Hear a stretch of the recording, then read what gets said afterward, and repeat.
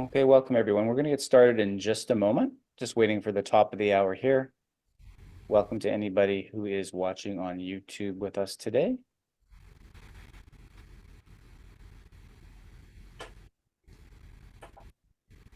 We're just a little bit ahead of schedule.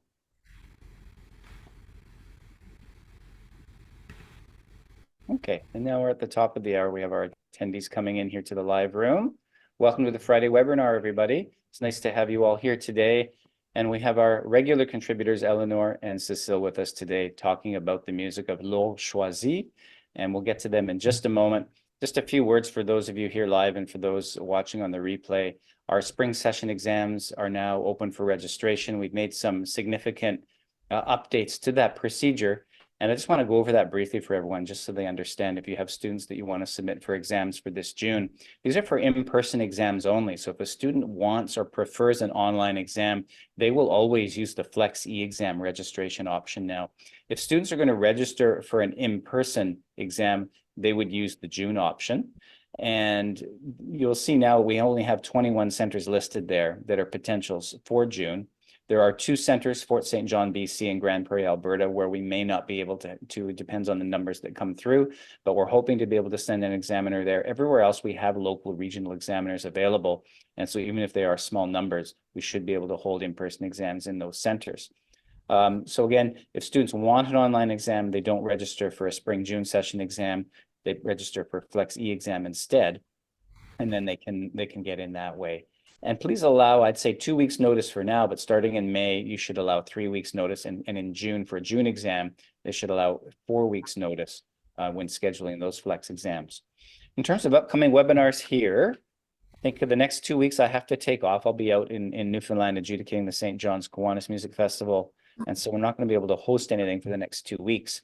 But then we're going to start again at the beginning of March 1st and March 8th. Christopher Norton's going to join us, and he's going to go over a new video feature that he calls micro lessons. And so I think you're all looking forward to that. And I see a number of you have already registered for that.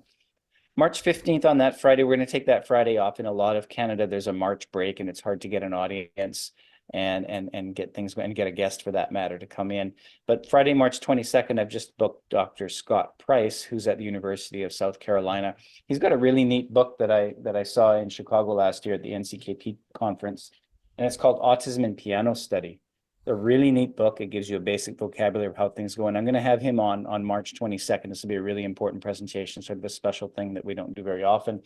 He has a lot of what he calls lesson demonstration video, where he's got live segments with students to demonstrate the concepts in the book. So I've got the book here. I've been reading through it myself. It's full of all sorts of neat practical ideas. I know I have my fair share of students that have exceptionalities or are neurodiverse or diagnosed autistic. And it comes with that are a whole segment that aren't necessarily diagnosed, but have some of those traits. And so it's interesting to try and handle those things. He's got some really great ideas, and he's going to come on and give us a good demonstration of how he handles those things with the live video. So I'd encourage you to register for that one. When those links come out, probably in a couple of weeks, I'll send something out about that. And then beyond that, I've got a couple of spots still yet to book at the end of March, and Cecile and Eleanor will be back with us on April 12th. So that's just my little introduction for today. As always, it's great to have Cecile and Eleanor here talking about this music. I'll put a link to Eleanor's One Eye publications in the chat box for those of you here live. But here are a couple of the publications that I have on hand by Laure Choisy that they're going to reference today. And I'm sure they'll hold the books up too, and you'll be able to see the music, and we'll enjoy their pedagogical insights as always. So Eleanor, Cecile, thanks for being here today.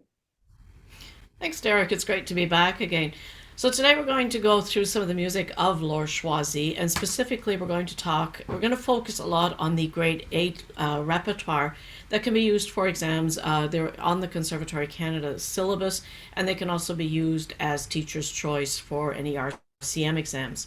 So who was Laure Choisy? She was born in 1880 in Geneva. She was an author, a music teacher, and composer, and she played the violin with the Orchestre de Suisse Romande. In the early 1920s, she met Marcel Mornier, also a musician, and together they created a cabaret theater, which gave performances in Geneva. It was actually at a women's cultural society. In 1929, the two of them, along with Jane Falk, formed the Petit Traiteux, giving the first performances in 1930. The Théâtre des Petits Traiteux was invited to represent Switzerland at the Paris Universal Exhibition in 1937 by the Compagnon de la Marionnette of Marcel Temporal. In 1941, the company changed its name to Théâtre des Marionnettes de Genève, with Marcel Moynier as the artistic director and Laure Choisy as the administrator, author, composer, and sound manager. Inga Ruvina was the stage manager. A new concert hall was built especially for the company.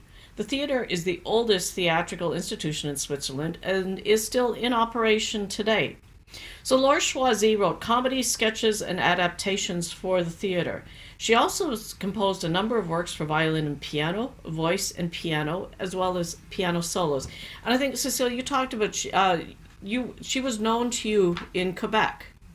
Yeah, it's very bizarre. I mean, she was not, I don't know what was the connection, but when I was a child, her pieces were available and taught in Quebec. I was in Sherbrooke at the time, and she was very popular. I mean, for me, she had a big impact, you know, and obviously I was not the only one. Because last year, I met another pianist from Quebec, and who came from the same city, but different teacher after a while. But we started with the same teacher, and she asked me, "Do you have those pieces by Laure Choisy? I've been looking for them for years." So for me, she had a profound impact. It was that Laure Choisy and the Album pour les tout petits by Mel Bonis, and I kept those books. And then again, she disappeared, and her books had not been available for a long time. So it's until you republished them. Yeah. But for me, those pieces represented the pleasure of playing the piano, of discovering music. And I just find her use of harmony is very unique. I mean, if you want to expose your students to Debussy, you really have to wait until they're in the higher levels. There isn't really anything, there's very little impressionist music in the lower levels, and her pieces have this unique sense of they have unique harmonic structure. Yeah, and I don't know, practicing them, playing them this week brought me back to my childhood, and I started thinking about why did they have such an impact? And I don't really know. You don't think as a child. You just go for it. Is it because they're so colorful and connected with stories, Yes. with scenes? You just have to think, okay, those two women in Les Bavards, what were they talking about? What's the exchange? You just, it appeals to the imagination. So it connects playing the piano with something else, with real life stories, with theater, with yeah. Well, I find for when I'm teaching with students, often make up a story about the piece. What is this piece about? And these pieces really lend themselves to creating a story and stimulating that child's imagination, that they put something of themselves into the performance, that it becomes a part of them. It's not just, my teacher told me to play loud here. My teacher told me to laugh, right? So that they take some ownership of the piece. Totally. And they get, because the imagination is involved, they become more involved in their playing, in their practicing, in their... Exactly. Yeah. Well, let's have a look. We're going to go first through the 6 PS, some of the pieces in here. So we'll start with the easiest one, and that's the Danse du Poupée. All right, so let me just play that for you.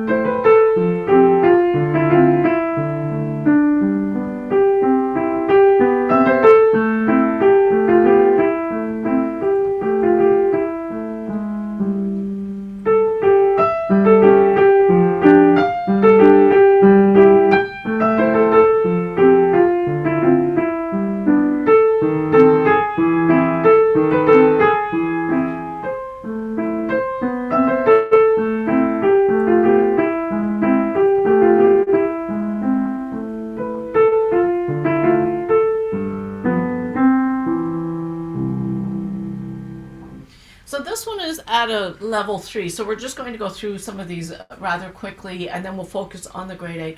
So really, what we have in this piece is balance of hands, long phrases, and these two-note slurs in the left hand. Now, if the student is able, I like to just touch the pedal as a down up, down up. And I'm only using just a little bit of the pedal, about quarter or a half pedal. The other thing in here is something that I like to talk about with students. This would obviously or probably be played by a child with a slightly smaller hand. So when you have reaches in line 2 up to the E, it's important to also, I'm going to move that camera angle, to move the hand so we get a bit of rotation, so the hand is in front of the finger to support that fifth finger rather than just reaching for it. Move the hand. So any of the places where there are reaches in this piece, it's a good chance to teach that little bit of rotation, and just to keep the wrist flexible and moving the hand so the arm is in front of the finger to have a better tone quality. All right, and then let's move on to the next piece. Whoops, okay. Oh, Une histoire vraie.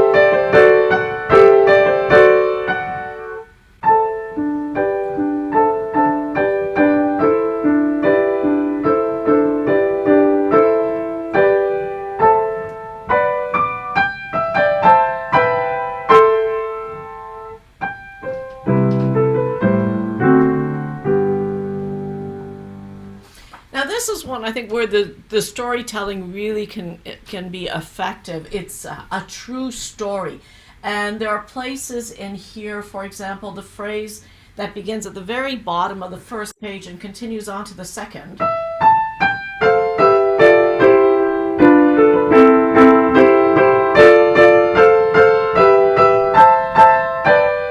To me, this is one of those parts where the child, can you believe what happened? Did you know? It has that kind of excitement in it. You wouldn't believe what happened next. So you could really encourage a child to make up a story, or perhaps it's something that actually happened in their life, but it's bigger than life at times. And then at measure 29, we have the conversation between the two hands. They're gossiping. They're talking back and forth about some event that happened. So there's a lot of opportunity in this to really make it come to life and have the child come up with a story about it. You could even make lyrics to the melody and create an actual storyline. Technically, really the most challenging part is voicing the top notes of the chords. The other thing is to remember this does begin with an upbeat. It's in 2/2 time. So 1, 2, 1, 2, 1. a different feel, so it's important to feel that upbeat. Otherwise, it can sound like it's 1, 2, 3, 4, 1, 2, 3. You want to make sure that there's a sense of where the downbeat actually occurs. So this piece is at a level 6 with Conservatory Canada. And let's move on. Cecile. Les bavardes, the chatterboxes. Yes. So.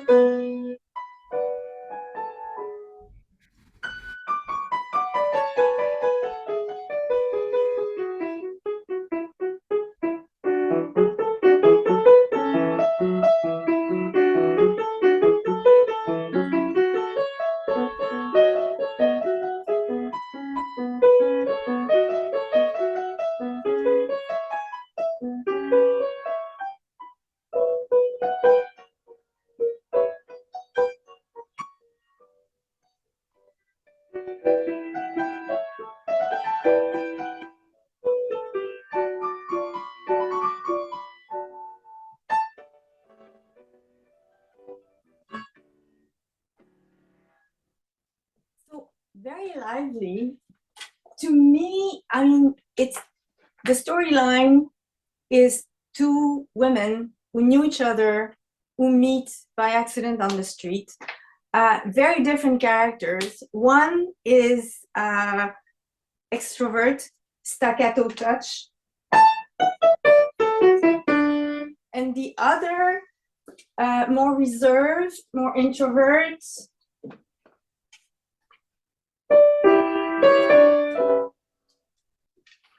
And the first one, obviously, very, very happy to meet the other one. The second one may be a bit shy. She doesn't sound too much at ease. Maybe things are not going well. So she's more legato, lyrical and expressive. So the second one with pedal, of course, the other one drier. The first thing is which one is talking to change the character. Really. Another technical challenge is that there's a lot of tempi changes. You get, okay, it's gay and happy and animated, and then you have lots of retenue, slowing down, back to the tempo, slowing down, back to the tempo, and it's adjusting that, and as well as the change of characters.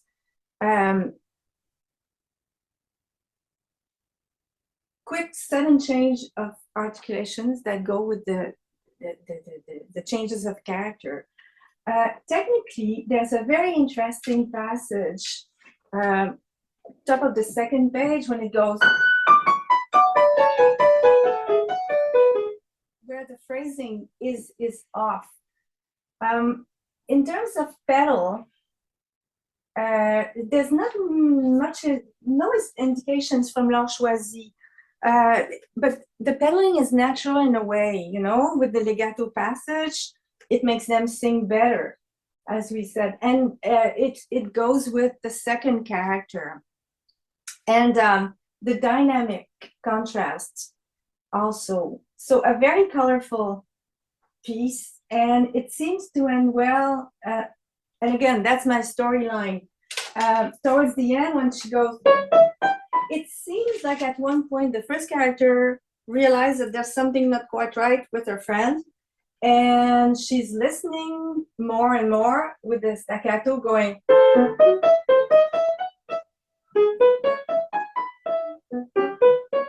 And then the other one takes over and opens up a bit more.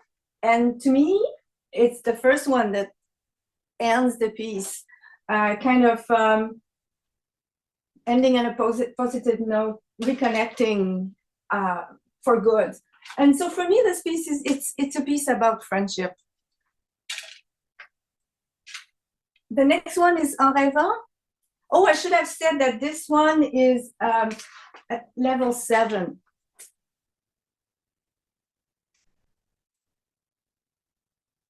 And then en rêvant. Okay. All right, let's do En Rêvant. Sorry.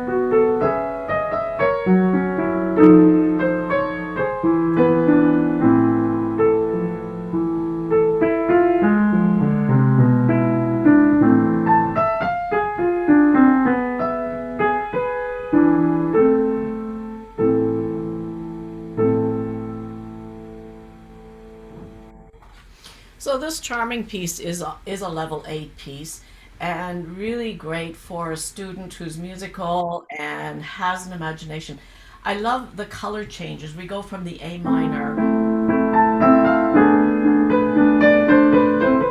and then at the bottom of the first page,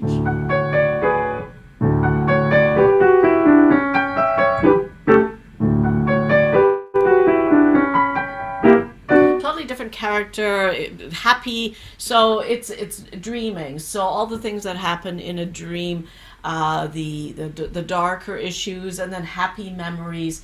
The tempo changes, but the colors in this piece are really fabulous. I mean, the piece is in A minor. Then on measure 30, we go through these chord changes: D flat major,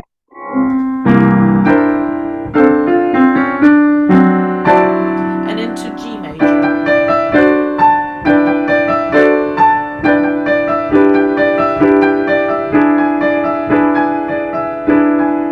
and suddenly into A major. So I mean, I personally love playing this piece. It's just it's charming. It's fun to play. It allows you to use your imagination to shape phrases. I I do pedal it. I think it would be very dry without pedal. But by level 8, the student is capable of handling the pedal here with chord changes. So really, it's a beautiful piece. This would be a great piece for a competition, or if you paired this with something fast and lively as a concert group piece, this would really be a great contribution to the repertoire. All right, and let's move on to Les Deux Commères. Les Deux Commères, which is another funny piece. joyeux and animé, happy and animated. And again, we're going back to puppet theater. To me, it's the French equivalent of the Italian Commedia dell'arte. It's caricatures of personnages, you know, more than les bavards. The characters are bigger than nature, very, very colorful.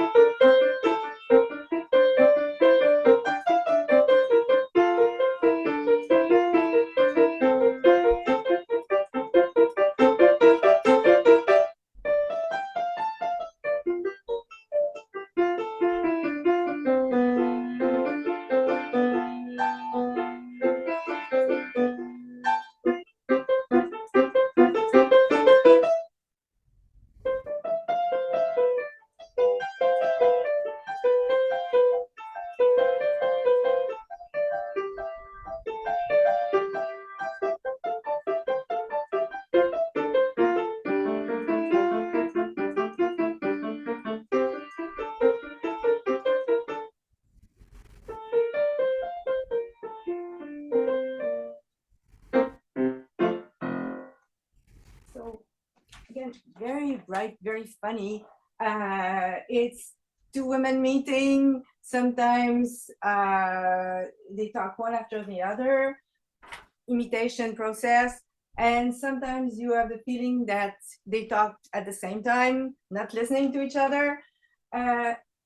It's a bit, the challenge, the technical challenge here is the staccato touch versus the legato touch. And also the exchange, the melody that changes from one character to the other, and you have to be really, really quick. So the student needs a very good control of the staccato touch and the legato touch. So we're talking here firm fingers, firm hands, light arm, and quiet wrist. For example, switching the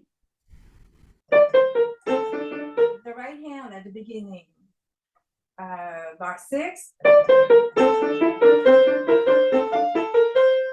as the melody, and the left hand as the accompaniment, and suddenly, whoop, bar 14, it switches without, and you have those constant 8 notes that have to be steady. And so you have to change at the same time the touch and the balance between the voices. So that's the main challenge. At the top of the second page, you have the double thirds accompanying the melody in the left hand. So again, the hand has to be really quiet, fingers staying in touch with the keys, just sinking into it. Also, there's an interesting jump. To me, that's the timing of this back and forth is the spot in the piece that sort of decides of the tempo.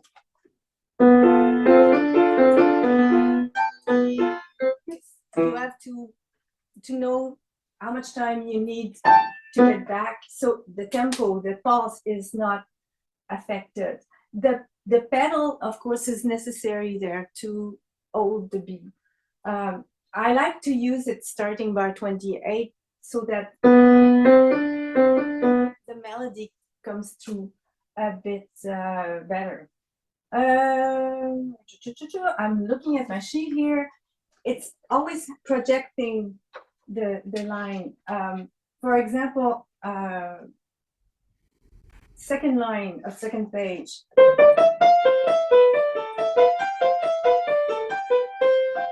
And again, you change the melody from one voice to the other. But it's a very interesting, very fun piece to play. You know, Cecile, I can't help but wonder if this is a reflection of what she saw in the theater. It's as if she's, you know, being in a theater. I mean, it's they're actors, right? So it's bound to be full of gossip and did you hear what, you know, the latest? So to me, that's what I hear in this piece. Her Yeah, connection. as a pianist, and that's how I felt as a child. I felt that I was introduced to another world, Yeah. uh, connected to other things. So yeah, the world of theater, and it leads you to other things. Another thing that I should mention, and that seems to be a common thread in their works for piano, is the changes of tempi. La mélodie en dehors, yes, but you get a lot of pressé. And you have to think about, oh, why is it going faster? You know, you have to think about the storyline, the action, and then slowing down au mouvement, slowing down au mouvement, sudden stop and start again, which makes moins vite, less, you know, less fast. Towards the end, it becomes more pensive. And then back to very subito ending. So yeah, very interesting piece. That one's a level 7, correct? That one is a level 7, yes. And the last one in that set is Par un beau dimanche. And I find that this one is sort of connected to En rêvant in spirit. And I had to think about, okay, what's happening here? It's very,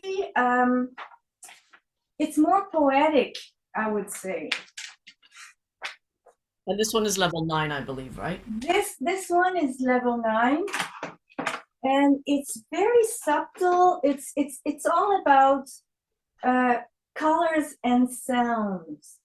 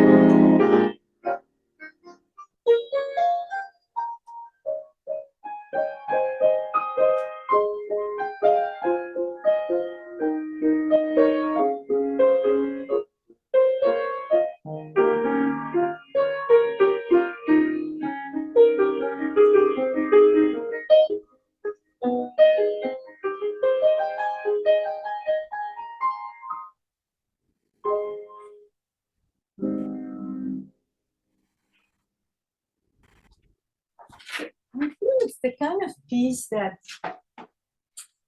where the storyline can be very different from one student to the other.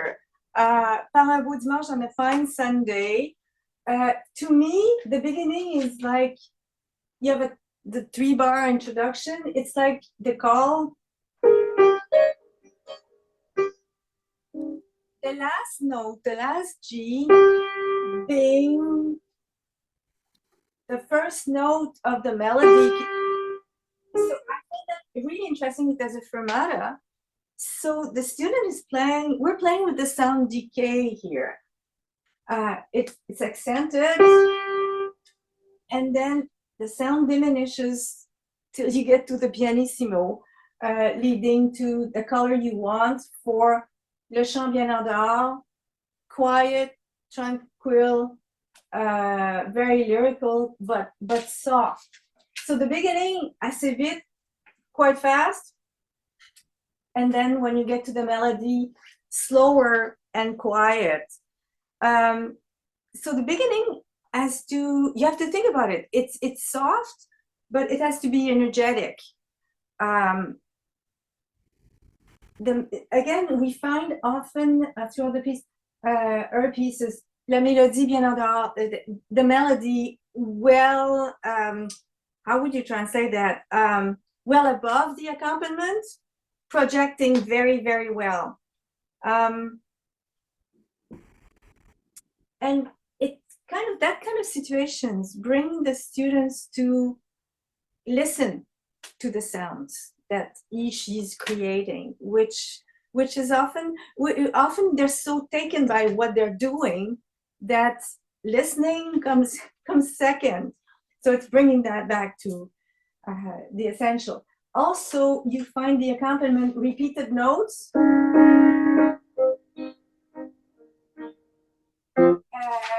Quiet, stay close to the keys so that they're very even. But at the same time, there's a bass. If you look at the last line,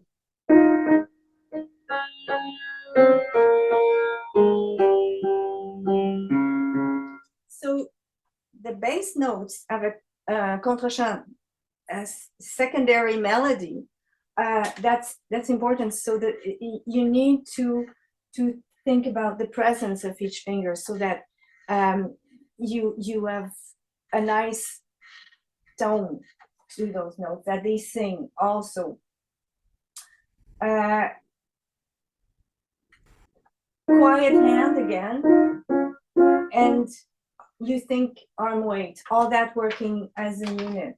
You know, I repeat that often because this is something that I have to tell my students often. The importance of having firm fingers, good transmitters, a flexible wrist, and that they know when the wrist has a role to play and when it's better it should be quiet. And thinking about the arm also, either leading or being light or being involved, thinking about the different sets of muscles involved in the different situation. I'm looking at, again, bar 11. So you see assez vite, quite fast. And then 14, back to the first movement. There's lots of that. So the student has to think, okay, what's the speed? Making sure that when it says premier mouvement, first movement, it's the same as the first movement that we had heard before that. The accents, I wanted to mention something about the accent. If you look at the second line, bar 11, actually from the beginning you get that, the accents like this. There's something visually we think punchy, but depending on the context, they can also, which is the case here, more weighty, expressive accents. So again, sinking with more weight from the arm. the second page, when you get to, I love that section. I think it's beautiful. It's so different from the first section we had. It's like everything stops and the child or the teenager looks at the clouds. It's very dreamy in the pedal, like floating. And again, you have to think about the phrasing. How are you going to group those? Left hand, right hand leading, left hand a bit under. Where is it going with this? Give it a bit of a shape. So very legato, floating. Also, a turning point is bar 29 and 30. You go.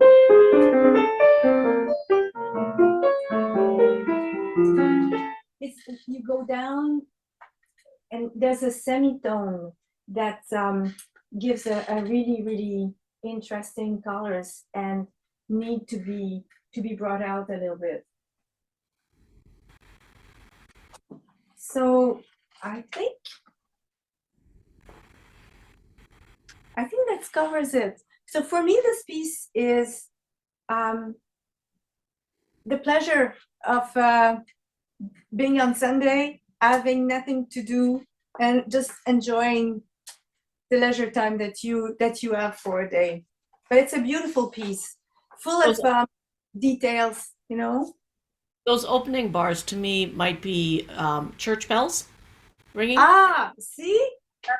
That's what, that's when I played it. That was what came to mind. Yeah. Yeah, it makes sense. All right, so those are all from the 6PS. And now we're going to be looking at works from Pour l'Adolescence. And most of these pieces are level 8. So let me just pull that up. Okay. But I find it, I'm going back to the last piece, I find it really interesting that, see, two different visions. For me, it was a friend calling, and for you, it's the church. Yeah, it's that Sunday. So it really can be different from one child to the other. Like, what is a nice Sunday? Exactly. Now I'm gonna. Oh, I'm having problems here sharing. Okay, let's try something. All right. Trying to get my screen up and it's not working. Okay, so let's get rid of this. 6PS. Okay, we'll try again.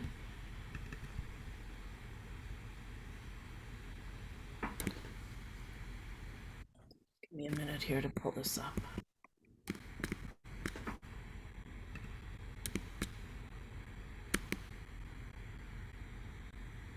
Okay, so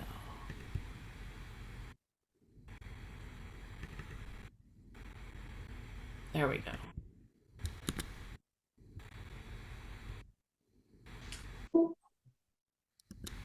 Okay, minuet en enfant.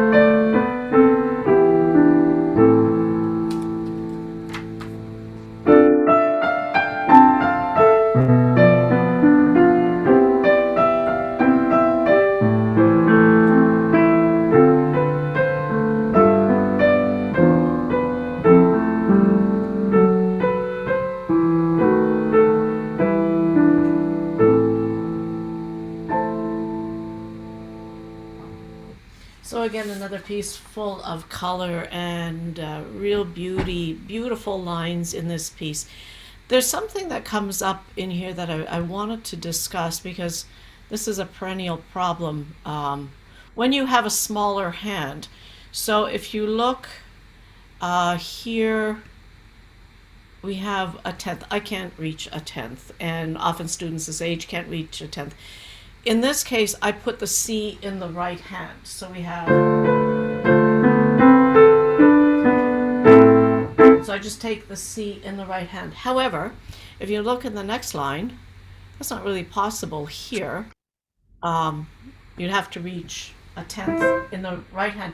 So the question is, do you play, how do you break the chord? Do you play, or do you play,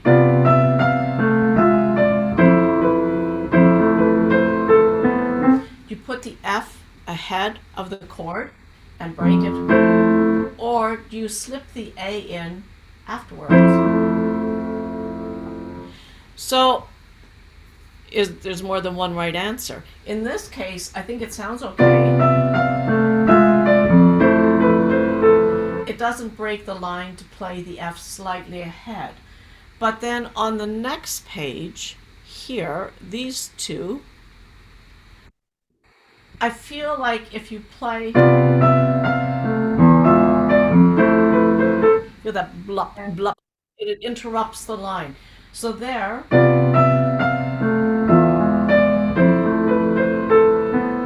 I like to play the G, slip it in right after I've played the chord. Same thing with the A.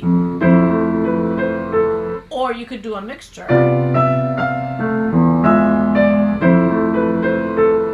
Because the G is a leading note, you may want to play the E ahead. And then here, slip the A in afterwards. So there, it's personal as to how you want to deal with that and what the child is capable of handling, what works for them. I'm just going to get rid of these marks and then turn to the next page because it comes up again here. Let's just get this in the last line where we have it 3 times in a row.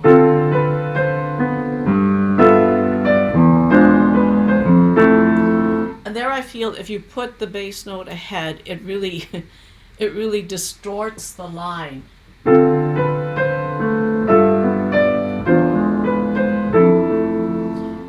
Personally, there I like to slip in the tenor note after the chord, play the bass together with the right hand, and then slip in the B after.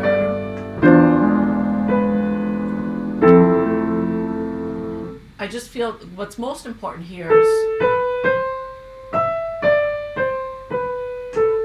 that's the line you want to hear, and then along with the bass notes. Yeah. So you hear that deceptive cadence. So if we have too much of this breaking the chord, it really does disrupt the line. So more than one right answer. That's the beauty of music.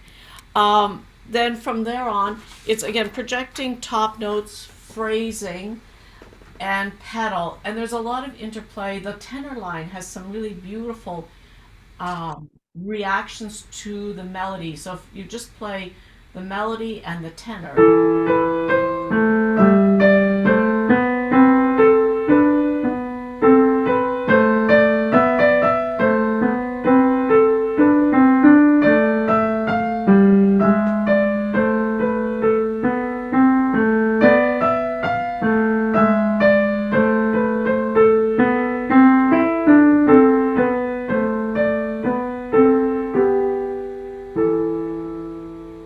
So having a student practice it that way will really help them to make that tenor expressive and really add another dimension to the playing. In the Un peu plus vite, we have right hand is legato, left hand staccato. Sorry.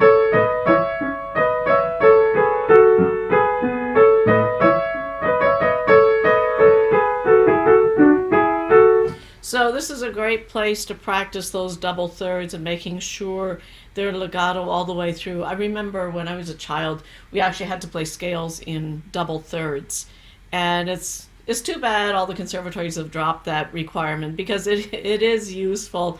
I was teaching yesterday a Mozart sonata, and in the second movement, there are a number of double thirds. And the student came to me and said, "How do I finger this? I haven't played anything like this before."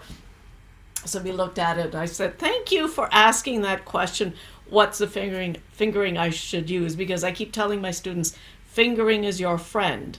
And I had a student, another student yesterday, where I'm trying to get through the importance of fingering, and I said, fingering will never let you down. Fingering will always be there. You can have fights with fingering. You can try and divorce fingering, but fingering is your friend for life. You will become best friends for life. Nothing can ever separate you from fingering. So, fingering, very, very important in here. There's a fingering that's suggested. Sometimes fingering is personal, highly personal. So if there's something else that works for you or the student, you can kind of play around with that. But we do want the legato and then the left hand with that light staccato. So just very light. Just really, like raindrops on the piano. But yeah, really, quite a charming piece. So that is level 8. And then, Cecile, did you want to talk about Le Petit It's Vielle? yay. Yeah, that's the piece that got me excited about Laure Choisy. Got me hooked. We're going back to the theater now. The old women would be the translation, I guess. So again, caricatural characters. We're definitely going back to puppet theaters, a puppet show, and it's interesting how she goes from theater to pieces that are like the one that you just played, more poetic. So.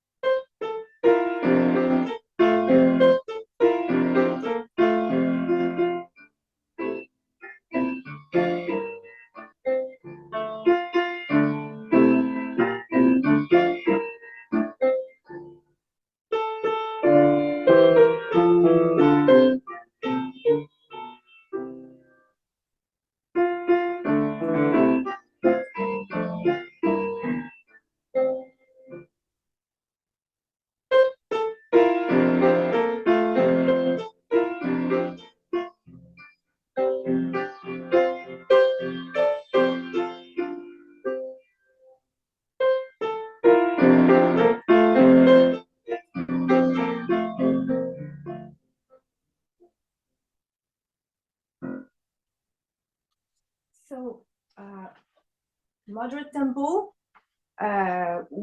very rhythmic, obviously. Again, you get lots of changes, slowing down, au mouvement, un peu moins vite.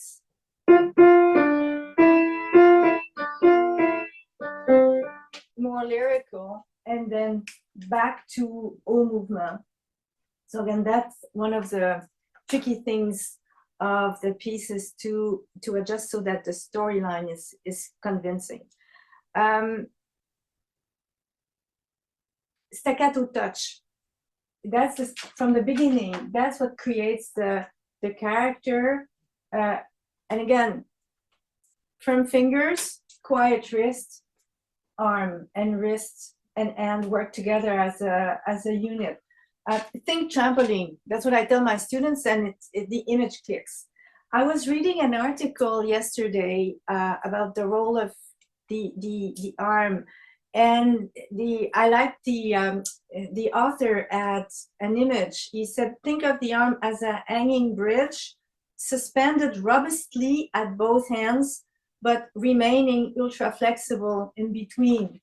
So this is firm, this is solid, and the wrist is flexible. There's no tension, and the arm feels light. He said also, think of the upper arm and body to produce a beautiful tone, whatever it's staccato, legato, forte, or piano. The act of striking a note doesn't start with the hand. We have to be aware of the upper arm. At the beginning, staccato touch, and then suddenly you have those two corner notes slurred together. So think up, down. Again, we find those accents, like on the first beat of the first bar, more weighty, but again, you want a nice full tone for those. More weighty, but not forceful.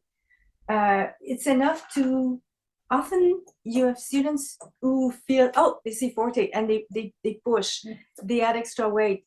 It's important for them to realize that we don't need to add any, we just play with the natural weight, and it's more than enough to get a nice tone that's very resonant and that projects a lot. No need to push, drive, or force the arm down to meet the keys. I was talking about the contrast in character. The second page, when you get very lyrical, with the bass having a counterpoint melody.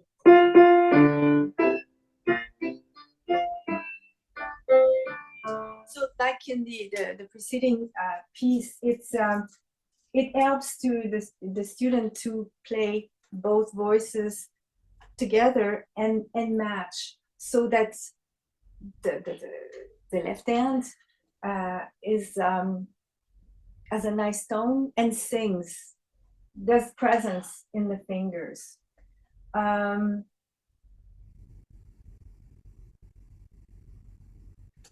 Yeah, and I think I mentioned pedal.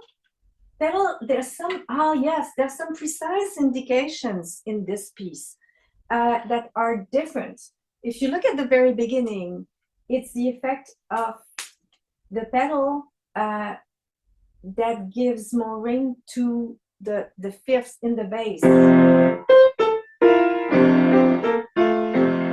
So the accent is on the second beat, and that's very, very effective.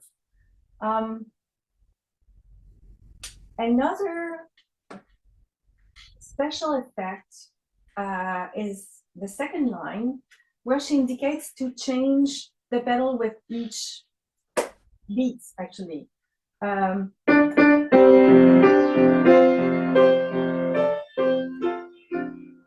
So that accentuates the accents. And it helps with the ritenuto, and it creates automatically a nice diminuendo bar 7, and then the rest on the fourth beat adds to the effect. And again, it's all about telling a story. The ending, she doesn't indicate pedal at all, which makes sense, because in the last 4 bars, then you get, again, the legato can be done by the fingers, and you get a very natural diminuendo. So Eleanor, I think she was a violinist, but she must have been playing the piano to a good level, because her pieces are so well written for the instrument. Absolutely. Yeah. Absolutely. It's just too bad, from my point of view, that she didn't write more of those. And then the next one is Sur la Belle au Bleu, which is also a level 8 piece. Yes. This one was, Letivier was level 6. All right, so I'll play Sur la Belle for you.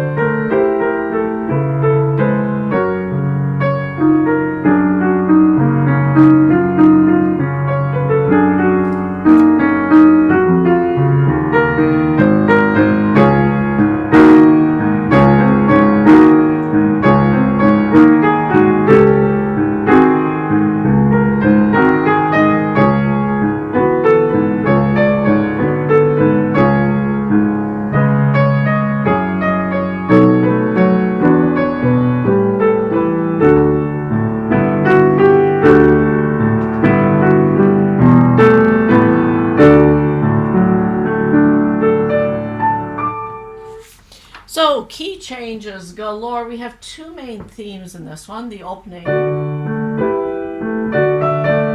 which starts off in D major, and then in bar 8, we're suddenly in B flat major. And then we jump to the second page, bar 22, and now we're in E major, sort of.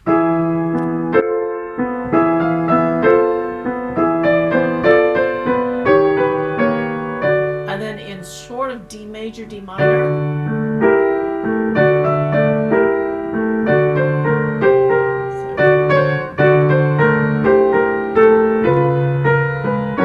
And then on the third page, we get the theme in C sharp major. So these tremendous key changes, that's the main theme. There's a secondary theme at the Au Mouvement at bar 17. And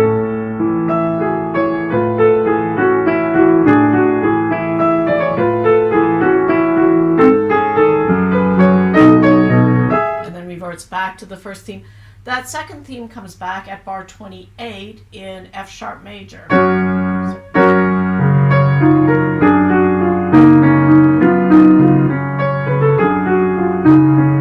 And so on. So, a great one for reading, learning to read accidentals and keep track of accidentals.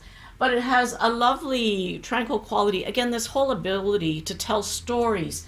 It going through those key changes. It's on the beautiful blue water, but no lake is ever without ripples, without curves, perhaps going through a passage and moving on to another part of the lake, encountering, perhaps seeing some fish, perhaps a little bit of a rapid or an obstacle in the way that has to be navigated. So, again, lending itself to storytelling and using a student's imagination to really create colors in this particular piece. What I think it's something interesting that really makes me feel it is on the water. Now she did live in Geneva, so of course there are a lot of lakes in Switzerland.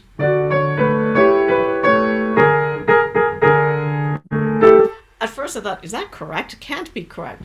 But it is, and that same dissonance comes back in bar 12, so leading into it.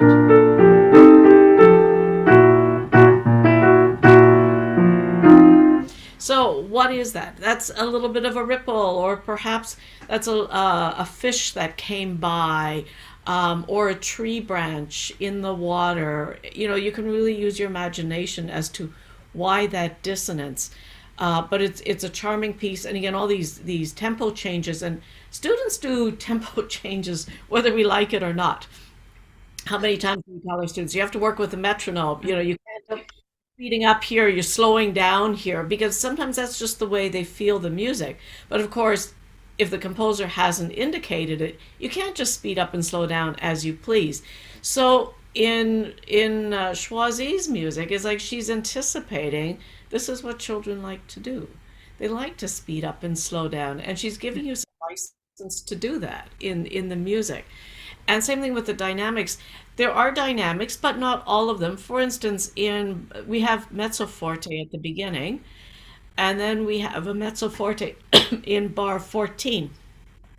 We have a few hairpin marks, crescendos, diminuendos, but there's nothing concrete. So at the au mouvement in measure 9, what dynamic level do you want that at? Does the diminuendo lead into a piano, or is the piano a subito piano, a surprise? So, really, the student has the license here to use their imagination. Another example in bar 21, she has a crescendo and then a piano. So, and then she repeats that in measure 24, a crescendo and then piano. So, how much is the crescendo? What are you starting that crescendo at? Is it a pianissimo to piano? Or are we doing a crescendo and then a subito piano? Mm. So there's a lot of room here for imagination and color. And it's a level 8 piece. And again, I think it would be a great there we go. A great competition piece, a great exam piece. Examiners, as examiners, we're always looking for something new and interesting. As the students, is it the same old repertoire, or is this something different that we haven't heard before? But something to appeal to the child. I think, by the time you get to level 8, uh, there has to be some involvement with the student, that they connect with the music. All right, and let's move on to Au Jardin. Jardin, l'enfant s'est endormi, so in the garden, the child fell asleep. We're going back to our dreamy side. The piece, when you look at it, can be a bit scary for a young student because simply first, you have 6 sharps. And also, it's written, the time signature, 2 + 3 on 4. So first, it's a good piece for them to get familiar with, totally familiar with the black keys. They have them all, so it's less scary than it looks on paper. Basically, it's the B that's always a white key. And then you have a bit of chromaticism, but when you have all the black keys, it's very comfortable for the hands. The hands adopt a natural position. And that piece is I find it very comfortable and very calming for the mind and for the body also. It's very hard to be tense, to have arms and shoulders tense in that piece. And then the 2 + 3, you have 1 bar in 2, 1 bar in 3. So the timing is over 2 bars, which creates an interesting flow.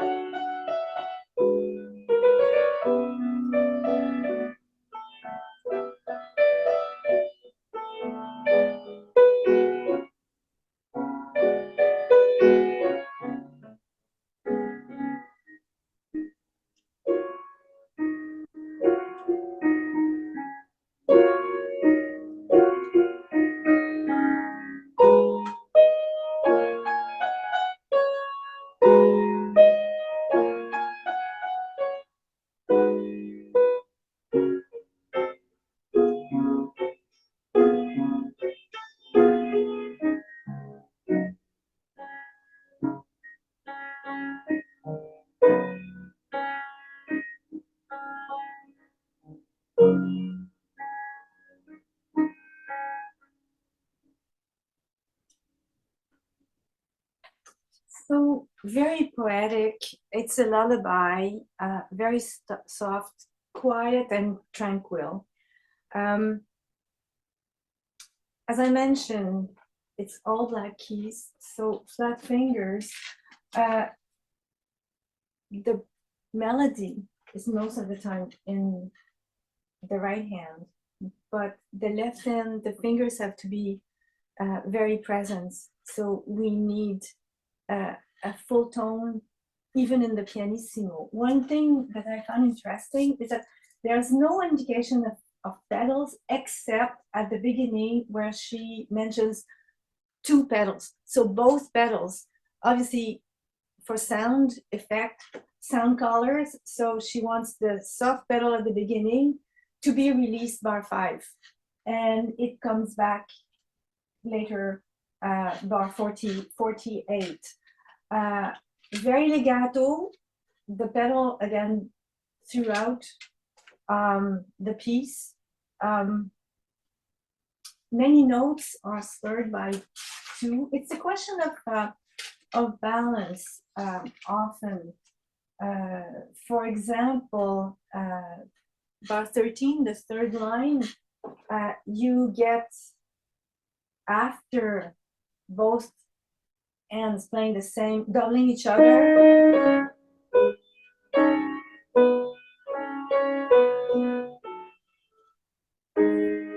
think this is the melody, but you also have this.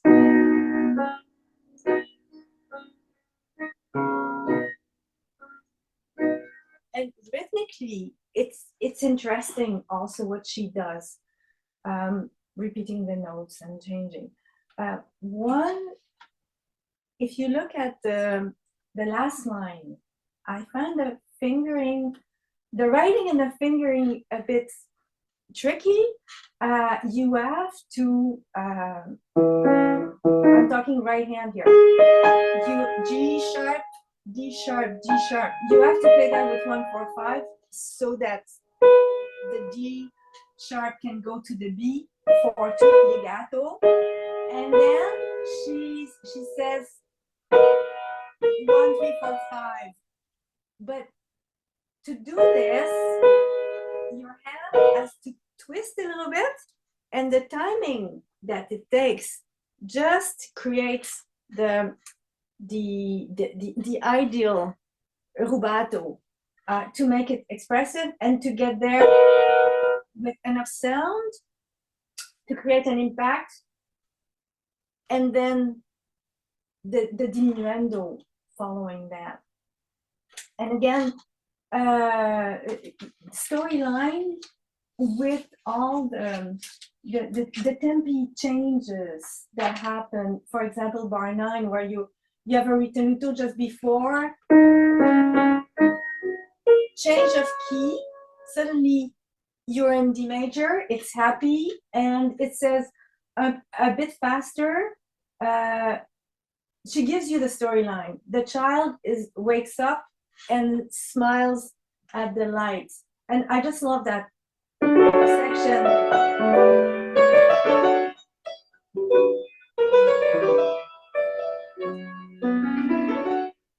With the arpeggiated chords, it's very descriptive, I find. And then at the end, very laid back, held back, very big rallentando. Again, a very calming piece, and it shows the musicality of a student. So I think it would be a great piece also for music festivals, and it's very different and shows well what the student can do both technically and musically, you know, with all the voicings and everything. And oh, the next one and the last, right? En dansant la ronde. Now this is a beautiful piece, fun. En dansant la ronde, dancing the round dance. Eleanor, is that how you would translate it? It's the round in English? Yeah. Okay. So,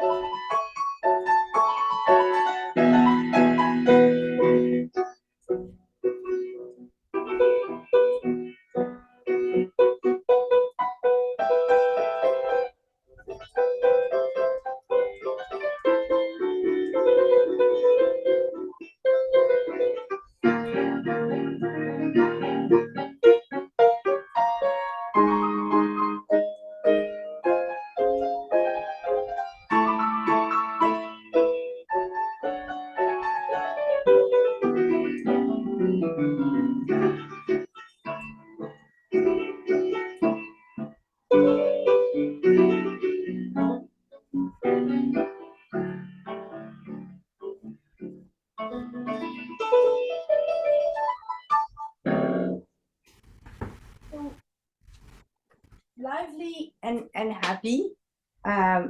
Lots of course, you have the fifth in the bass accented, so not forceful, full and resonant, all that working as a unit. So you don't want the wrist going like that, like I see too often with students.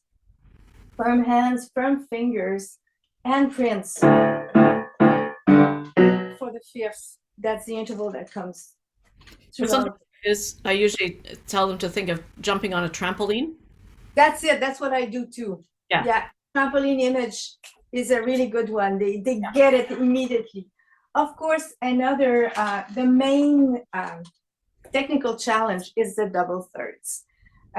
So you have to. I tell them to think light, semi-detached, hand on top of fingers. So that's the ideal position. The fingers work better. They go up and down faster when the hand is above, like this, rather than like this. It's just obvious. I make them lift the fingers and they can feel immediately that it's slower when they do this and faster when they have that position. Also, rotation. When you play double thirds, you there's a slight rotation, lateral rotation to help the shortest fingers. You turn a bit towards you start turn with towards the thumb, and then turning towards the fifth finger and back and forth. Also, realizing that D F sharp won't feel the same as G and B. You know, when you have a white key and a black keys, or two white keys, or also she does that higher. For example, the last page, you're up there with an A flat, the black key is at the bottom. So sometimes you have to turn more towards the thumb. Sometimes it's you have to move more to the left to be comfortable, or to the right to be comfortable. So they have to identify those places. Here, you have to turn more towards the A flat. And then a few bars later, it's A and C sharp. So the hand will move from there, but for the C sharp will be straighter. So it's practicing those double thirds like that in the different position and noticing the changes and working on that. One thing that I find helps is playing the top line and the bottom, and then the two together, one voice legato, the other staccato.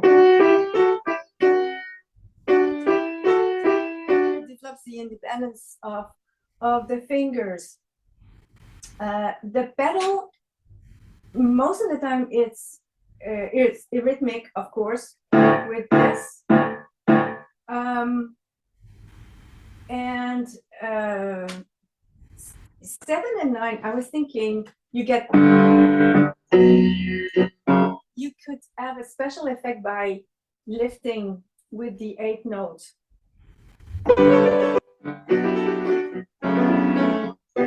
It makes it bouncier, but again, it's optional. When you get to the très léger, I like to use a little bit of pedal to make more of a contrast and connect those chords that are so interesting with the 7th. Like you were saying earlier, harmonies are so interesting at times, and that's something that's an example. 28, yes, when you get this, can be a bit tricky. simply because, okay, there's crossing, but grade 8, they're used to this. It's more a question I find of that you go from, it's the handprint that changes. You have a mix of fifths and a fourth. So the hands have to stay, this has to stay quiet. You go like this, but the hand has to change position as you go up. And the same happens at the bottom of the page. Your hands are turning.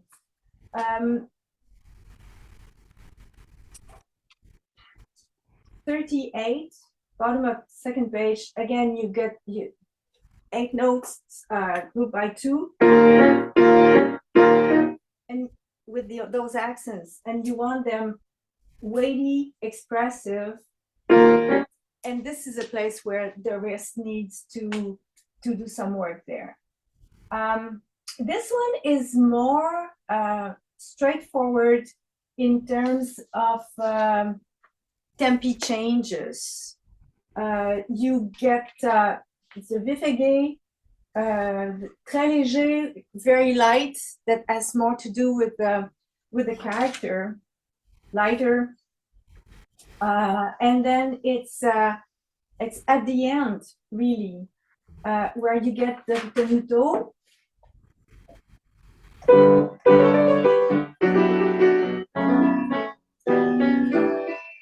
then it says heavy at the end. And then very fast. And brilliantly loud. So it's a really nice ending to that Pour l'adolescence book. Very exciting piece. A lot of fun to play. There are a couple of things here that came up in the chat. Yeah.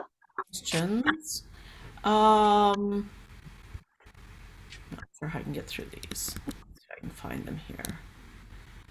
Okay. One of the pieces was easy. Yeah, about the small hands, Kim.